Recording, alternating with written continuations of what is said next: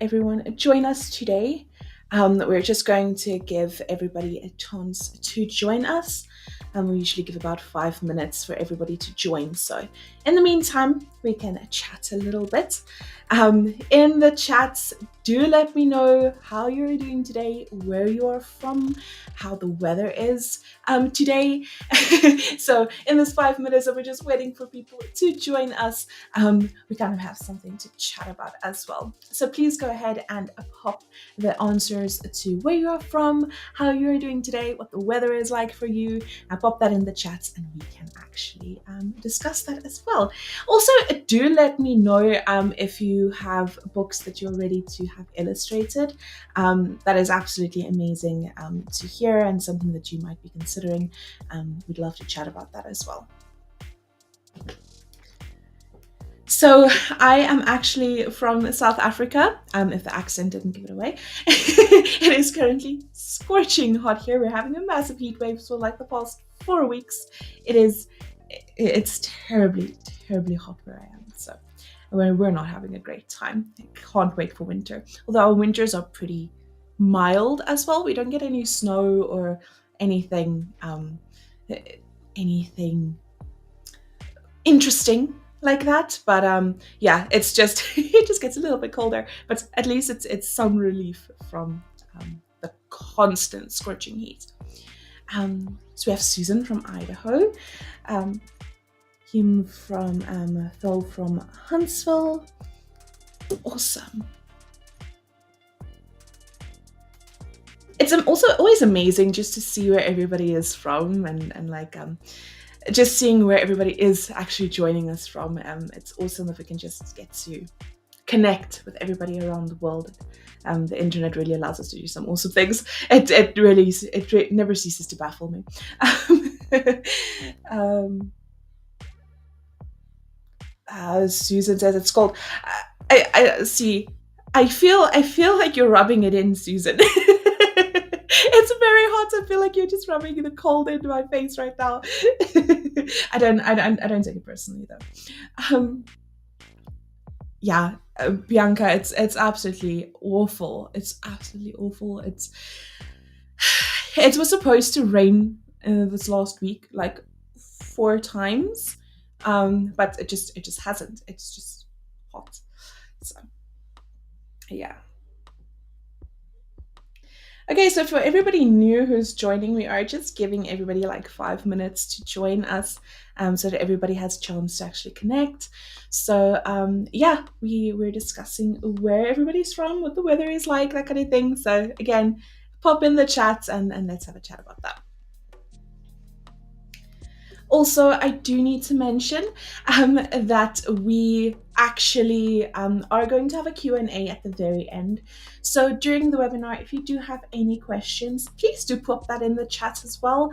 It's awesome for us to know actually if we can answer questions during the webinar, and afterwards we'll go through all of those questions and answer it if it wasn't answered in the webinar itself as well. So please do pop that in the chat as well, or in the comment section, wherever you're looking from, wherever you're watching from, and yeah, just let us know.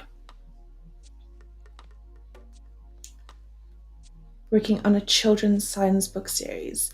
Oh, that's awesome. Yeah, illustrations are great for those kinds of books, honestly.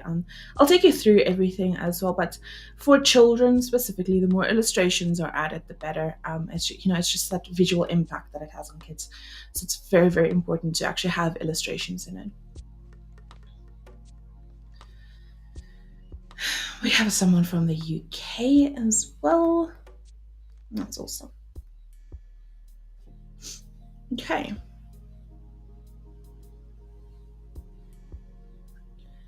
Alrighty, I think we can get started. I don't think we're going to get many more people that's going to join us after this point, so let's go on and get started.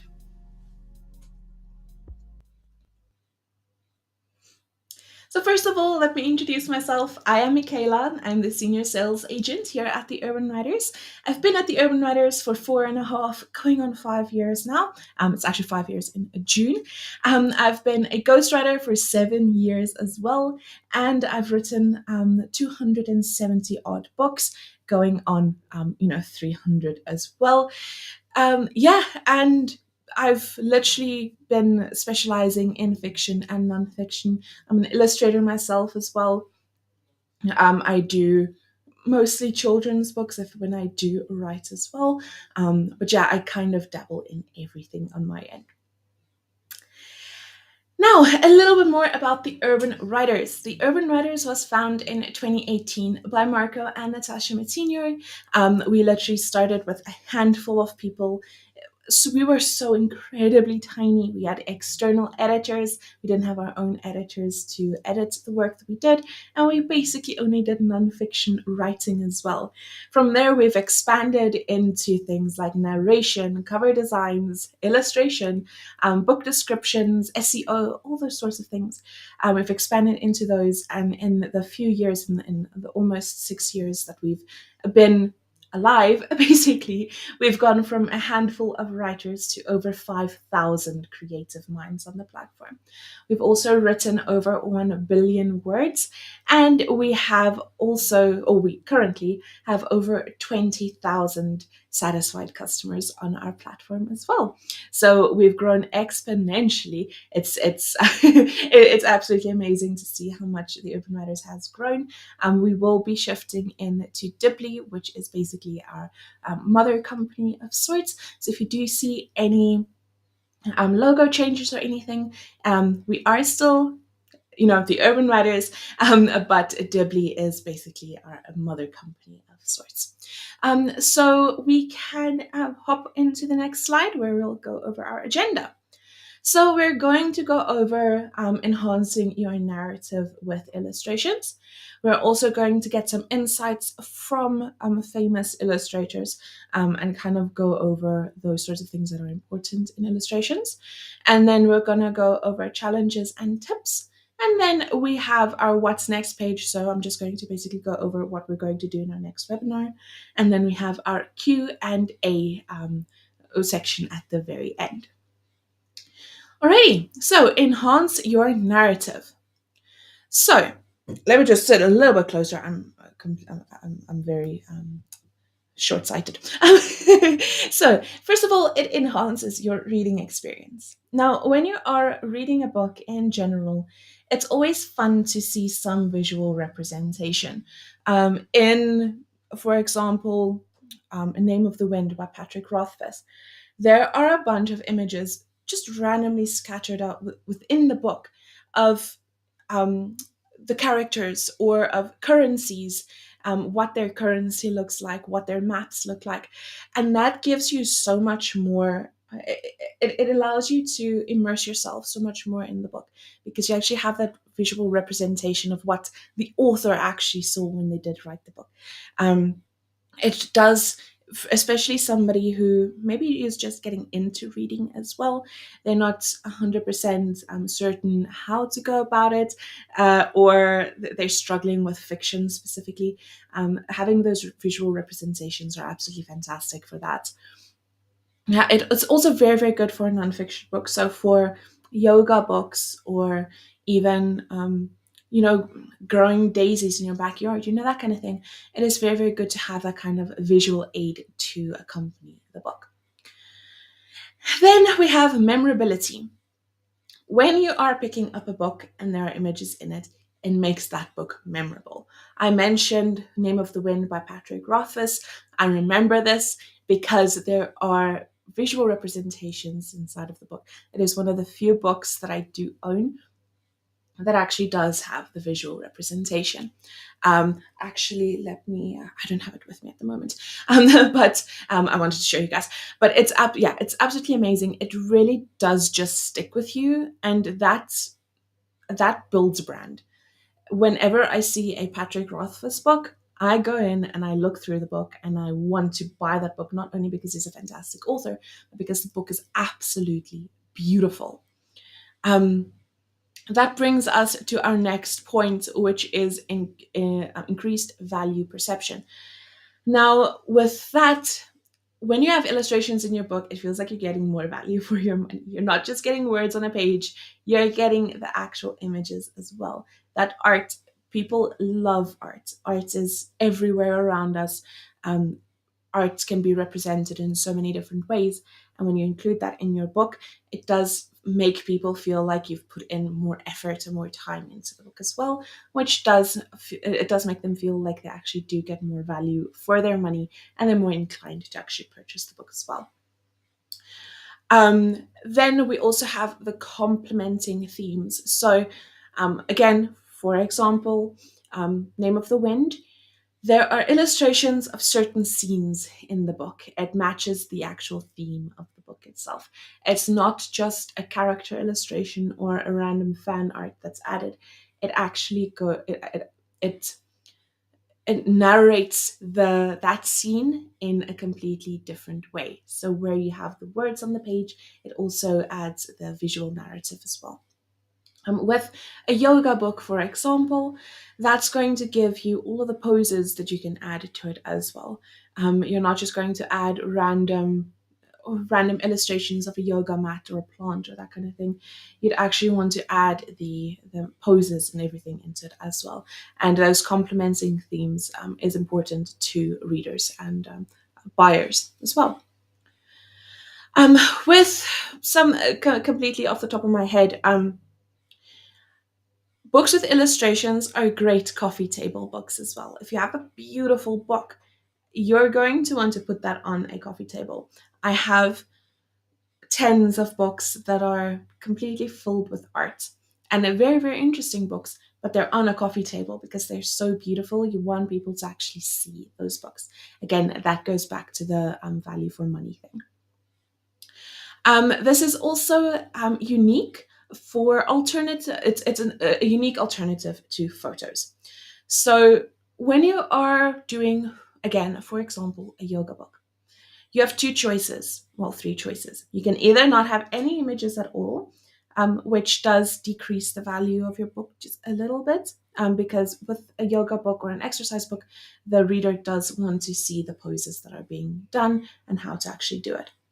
The second option is getting a professional photographer and model to basically take photographs of every single position. This can be very, very pricey, so usually people do not go for this option.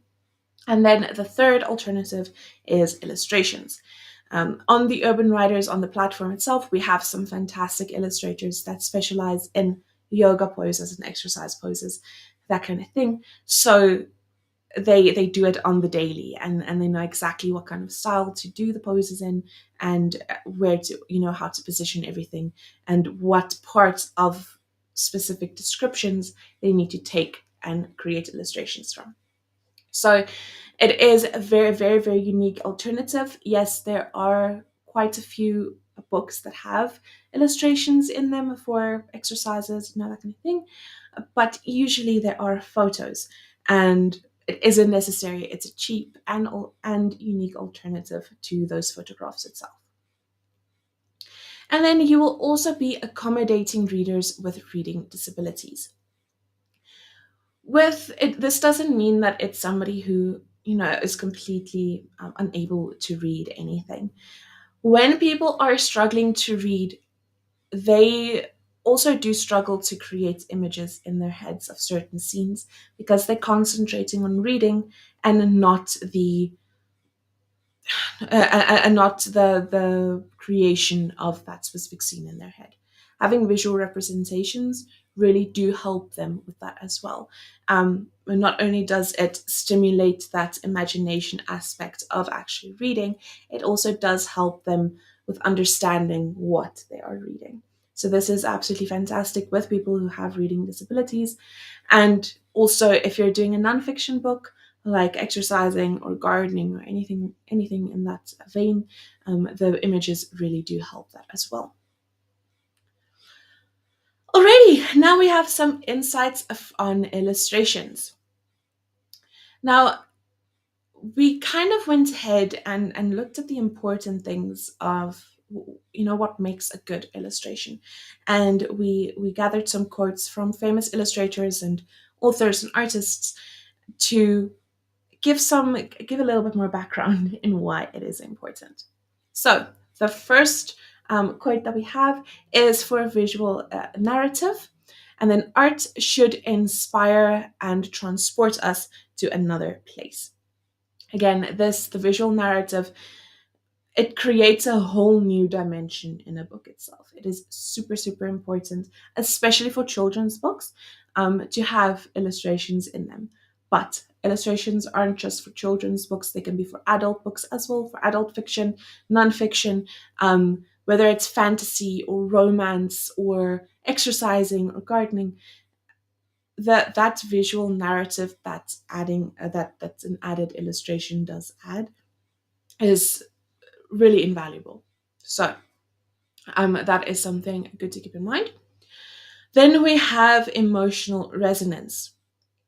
So all art should inspire and evoke emotion. Art should be something you can actually feel.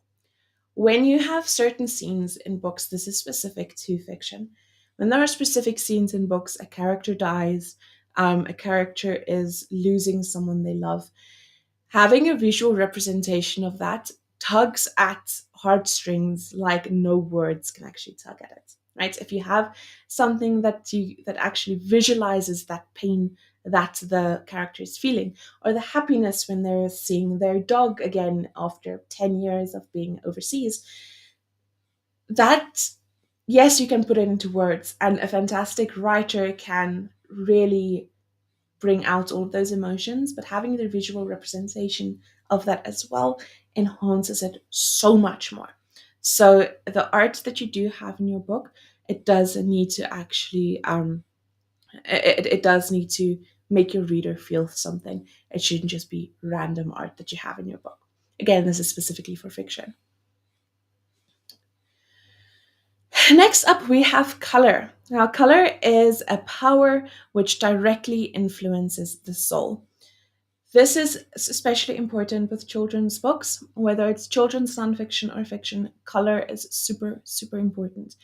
Color is a little bit more expensive to print, so that is something to keep in mind. But children want color. They are developing. Colors stimulate parts of their mind that black and white illustrations would not be able to. Um, for adults, usually color in adult fiction, it's rarely done. It is definitely done, but it isn't as popular as doing it for children. It's not as important really either. But for nonfiction books like a yoga book or a gardening book, adding a splash of color here and there also does draw some attention to those specific aspects of the book, and it makes it more interesting.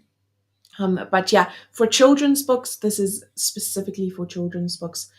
Add color. 99% of the time, when people do publish children's books, the illustrations that are inside of them are color because it is important for a child's development.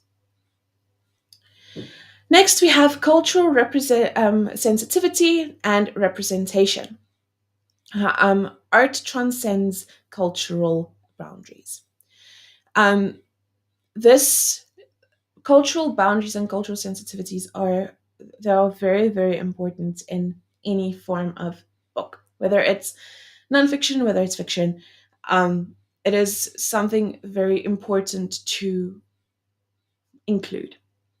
This doesn't only open up your audience to other cultures. If you have illustrations of um, different skin tones, different cultures, different outfits, that means that people are being represented, and that means that people want to buy your book to support you because they feel supported themselves as well. For children's books as well, it is important to add different characters to make all kinds of children feel included as well. But keeping in mind that there are boundaries and you need to be sensitive to those certain things in certain cases. So if your book is containing certain elements or certain topics that might not be acceptable for certain cultures, then do keep the illustrations away from that as well. So it's very important to be sensitive to those kinds of things. Okay, but also it is important to add them. So there's a very fine line. So just think and just think things through when you are adding illustrations, where you want it, how you want it illustrated, and what kind of cultures you want included in that. Okay, and then we have unique art styles. So the greatness of art is not to find what is common, but what is unique.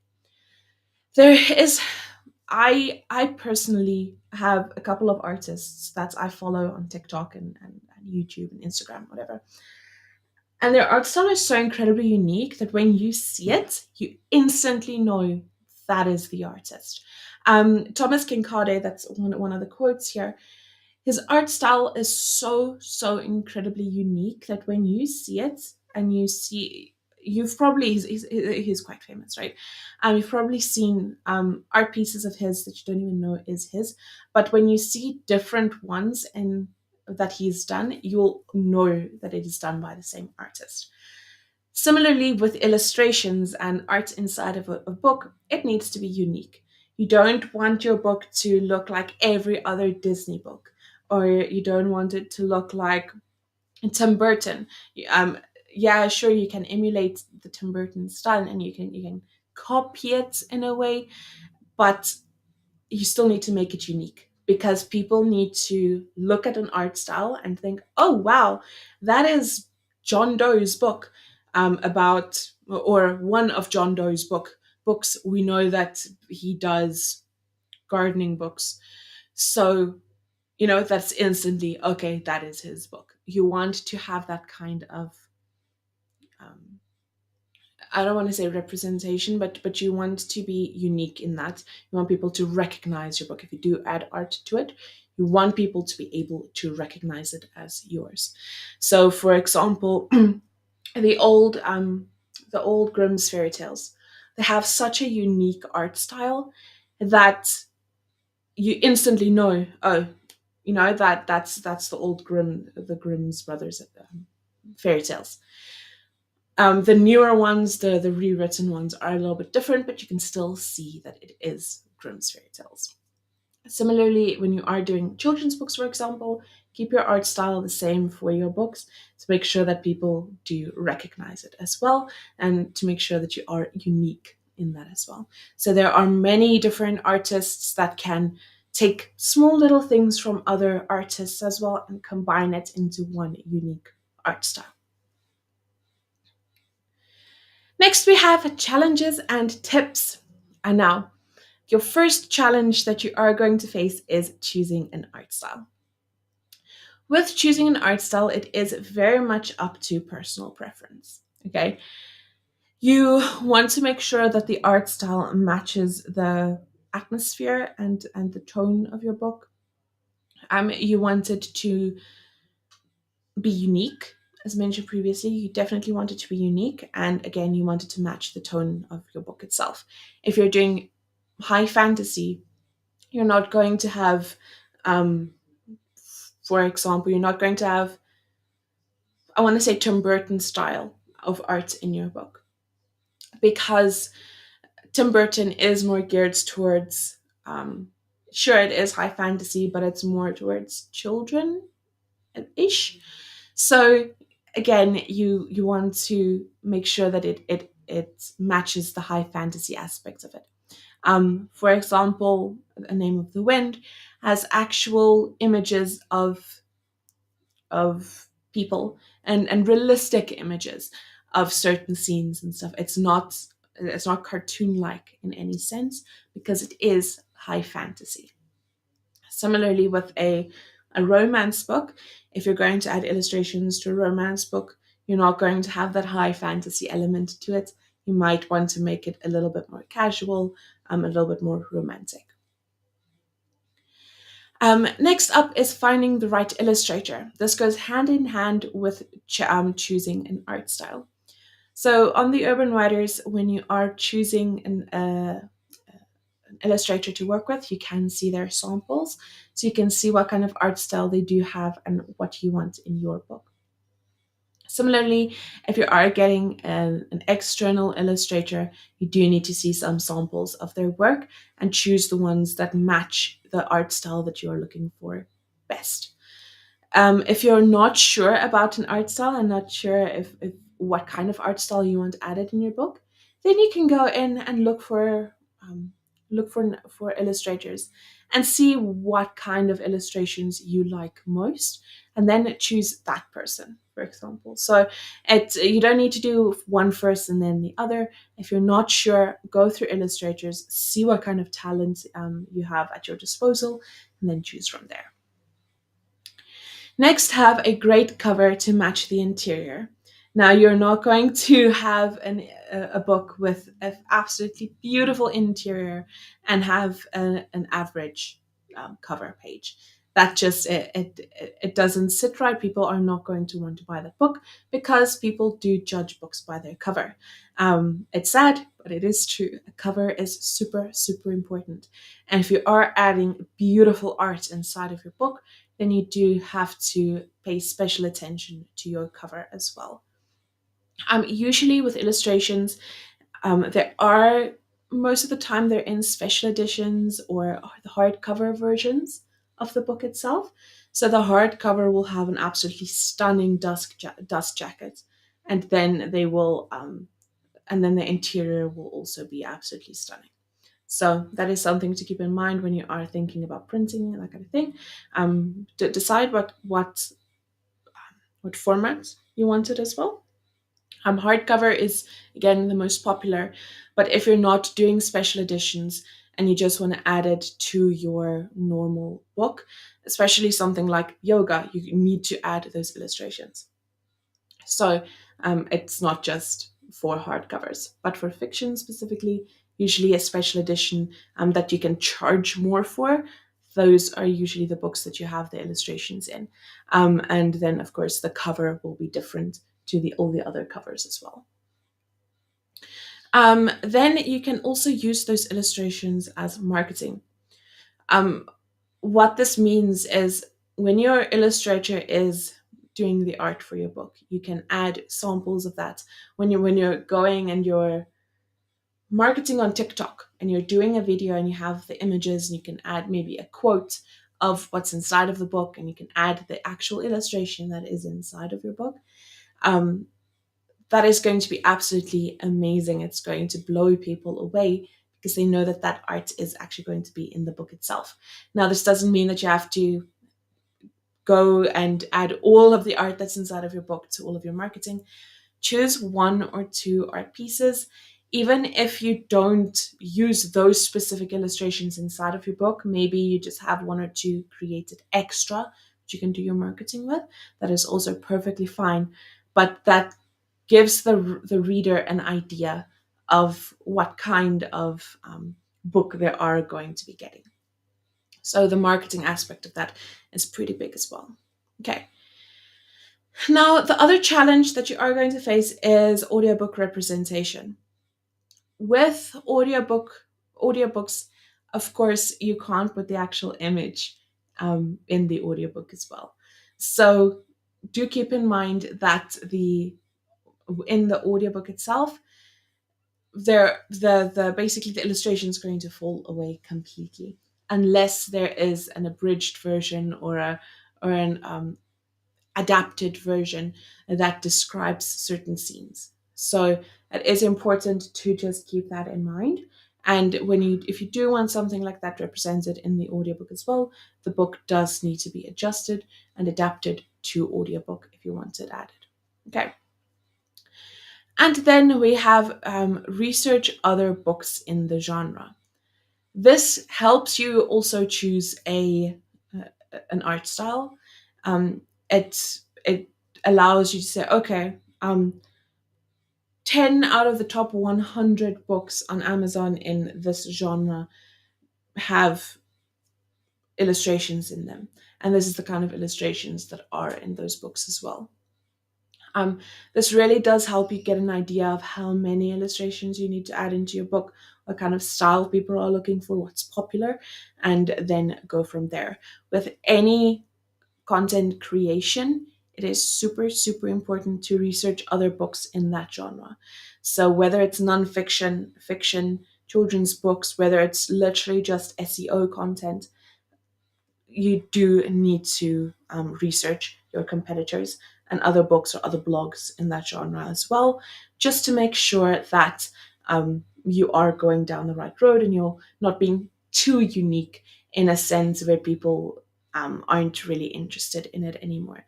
So still be unique, but do your research and make sure that you are following the trend, because that makes money. It's proved that if it's in the top 100 bestsellers, it is proven that that makes money. So follow that and just make it unique to your brand. Alrighty. Well, if you also if you do have any questions or concerns, you again pop it in the chat. We are gonna go through that right after this slide. So if you have questions, please pop it in the chat. I'll go through everything. I'll answer them. If we don't get to your questions, we will reach out to you personally and answer them as well. We'll comment it or we'll DM you wherever you're watching from. We will also, at the very end, our contact details will be up for you as well to check it out. So if you do have any questions, if you want to reach out to us at any point, you can reach out there. Our email address is sales@dibley.com. You can also use sales@theurbanwriters.com, and that all comes through to us. So if you need any assistance via email, you can definitely do that. Okay, well, what's next? We have our next topic will be the current trends on KDP. So we'll go over the current trends on KDP and the best practices when you are publishing. We will go over what you need to do to be seen. We'll go over challenges and tips, and then the Q&A section at the very end. So it basically follows the same format as our other webinars, but for this, it's just going to focus on KDP and what you should do to be seen on it. Alrighty, we can move on to our Q&A. Now, let's just go over some of the questions and then I can answer them. Let me go over it. Okay. How do I choose a style of illustrations? So again, this is up to your personal preference. The style should be it should match the theme and the topic and the feel, the atmosphere of your book itself. So if it's a serious book, it can't be cartoony. If it's a very lighthearted book, you don't want it to be too serious. So it is important to match the style of the illustrations to the style of your book. Alrighty, next question.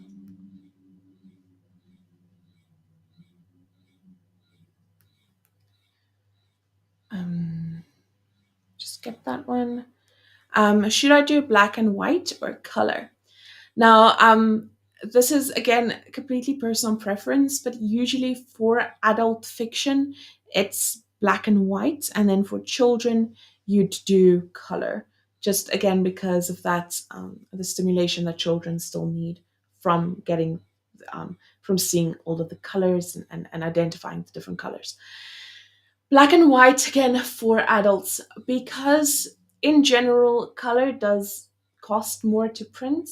People don't usually print color, but there are definitely books that have color prints in them. I actually have a book right here. Let me actually show you. So this is a graphic novel, so of course it has color, but you can see all of the colors inside of it. It's just and it's a beautiful cover itself. This is an adult book. This isn't a children's book itself. So again, it is up to your personal preference what you want to add. Okay. And then, of course, for nonfiction, it is up to your personal preference, but having a little bit of a splash of color and yoga poses or something like that, it does attract a person's attention, and it creates a lot of visual interest in the book as well. Okay. Should my cover have illustrations too? It is up to personal preference again. For example, let me check. Again, this book as an example, it has the actual art on the cover as well. It is hardcover, so the actual interior underneath the dust jackets is just your normal uh, hardcover, but it doesn't need to have art on the cover either. If you want it to just be plain and beautiful, if you just want it to be gold embellished and that kind of thing, that is perfectly fine as long as it is pretty. You don't need to add all of your illustrations to the cover. Some people like to do a collage of the interior. So if you're having an exercise book, they like to do a collage of different poses and add that to the cover. So again, it is up to personal preference what you'd actually like to do. Okay, how much do illustrations cost? If you're hiring an illustrator separately, so independently, if it's not, for example, with the urban writers, illustrators charge per hour mostly. And those, on average, their hourly rate is $25 an hour. That is USD. So it can be quite pricey to get a bunch of illustrations done because you can't in 1 hour do 4 illustrations. With the urban writers, it is also, it's kind of, it depends on what kind of detail you are adding in your book as well. But if it's a full color, full page illustrations, we charge $40 per illustration. We don't charge for per hour. So it does bring down the price significantly as well if you do want a bunch of illustrations added. Alrighty. And then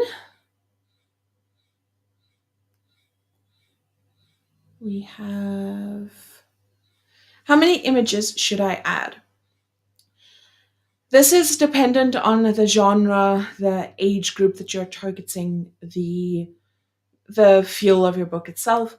For children, if you're doing a book like Harry Potter, for example, um, for that kind of age range, which is what I believe it's 10 to 13 or 14, was the targeted age range for at least the first one. Um, you'd want something every chapter at least, up to say 12, 13. You'd want an illustration every chapter. With a nonfiction book, if there are tutorials and if there are things that you actually have to show people how to do, you'd want an illustration for every step of that. With an adult fantasy book, you can have as little as one image in the chapter or in the entire book, or you can have multiple throughout the chapters. There isn't really a pattern to follow. It is again up to personal preference and what you'd like to give your readers.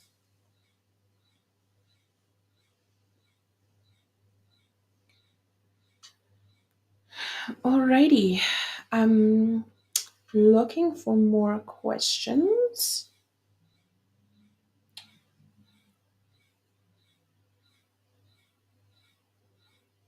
Mm,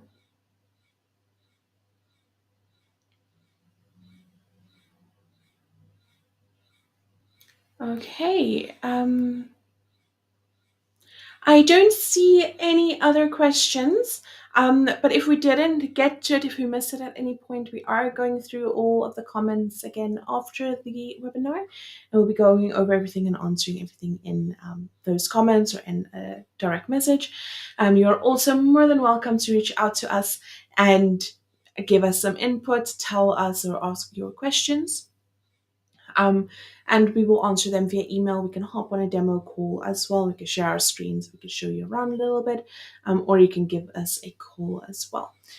So all of our contact details are available on www.theurbanwriters.com. Okay, so you can just go there. You can find all of our contact details there as well. Okay, it does seem like we have another question. Differences in finding an artist and an animator. Okay, Animators and artists,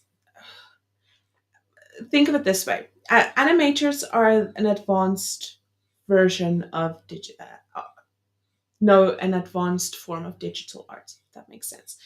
Um, Most animators do their own art, they do their own illustrations, and then they animate those illustrations. That is for videos, movies, that kind of thing. Where illustrations are they're just plain pictures. They're just um, little artworks that you can add in your book. It doesn't have any animations or anything like that. So an illustrator is usually a little bit cheaper than an animator because a lot more time goes into actually animating something. But again, animators can do digital art itself as well, but usually they do tend to only do animations if they are an animator, as opposed to doing animation and illustrations.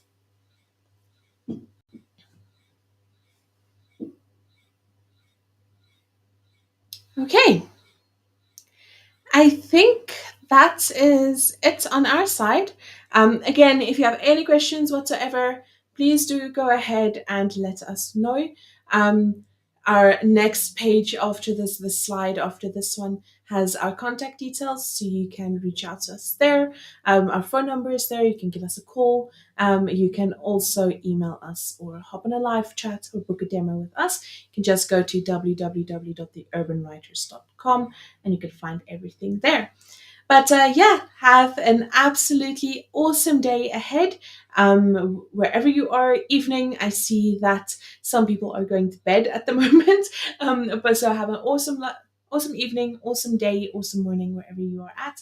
And we'll definitely see you in the next one. Bye, everyone.